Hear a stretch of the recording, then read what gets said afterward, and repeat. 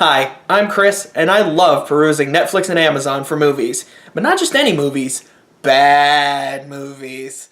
And I'd like to share some of my experiences with you. And the best thing about these movies, they're new. That's right, someone with 2018 sensibility, someone who lives on our world line, made these. This is the worst movie I've ever seen. This week.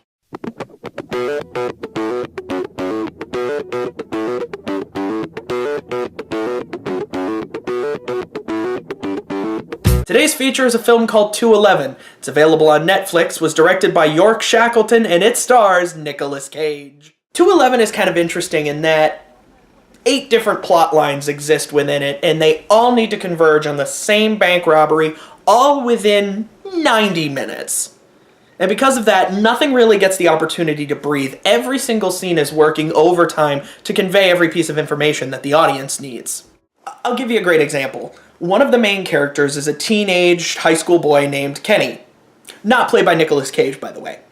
His mother, also not Cage, is talking with the school's principal, who is not Nicolas Cage. Now in this one scene, there's a lot of information that needs to be given out. Kenny might be expelled. Kenny's usually never in trouble. Kenny's being bullied. His mom is a nurse. And also they're black.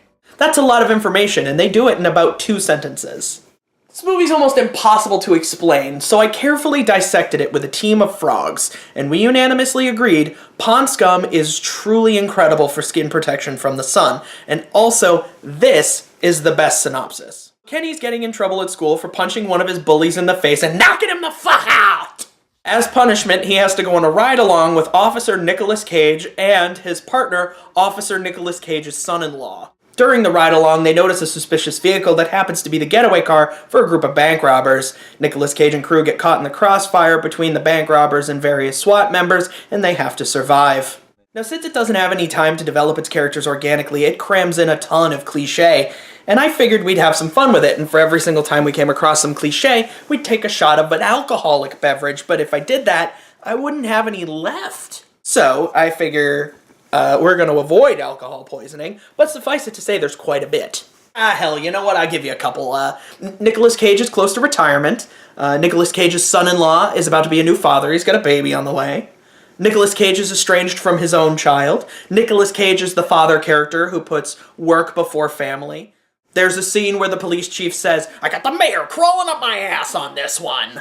The bad guys are disgruntled military folk. There's a line where somebody says, "Don't you die on me, I'll kill you." And the bad guys in this movie are also kind of stupid. Well, let me tell you how stupid these bad guys are, right? For sharpshooters, they have the aim of stormtroopers. They're woefully ineffective. In fact, the only reason anybody catches on to their bank robbery at all, the only reason that Nicolas Cage is like, that vehicle certainly is suspicious, is because, and I have to stress this is true, they're illegally parked. That's ridiculous. That's like, hey, I would have gotten away with this murder, but I was loitering.